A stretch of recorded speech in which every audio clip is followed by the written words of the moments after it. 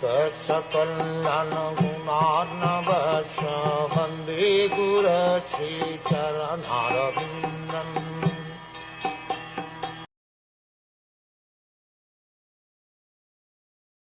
Sutta Goswami, continuing to speak to all the rishis headed by Shaunaka, said, after hearing Maitreya Ushi describe Dhruv Maharaj's ascent to Lord Vishnu's abode, Vidura became very much enlightened in devotional emotion, and he inquired from Maitreya as follows.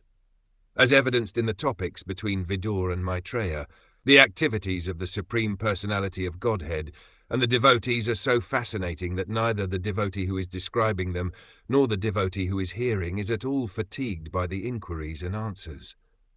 Transcendental subject matter is so nice that no one becomes tired of hearing or speaking. Others who are not devotees may think, how can people devote so much time simply to talks of God? But devotees are never satisfied or satiated in hearing and speaking about the Supreme Personality of Godhead or about his devotees. The more they hear and talk, the more they become enthusiastic to hear.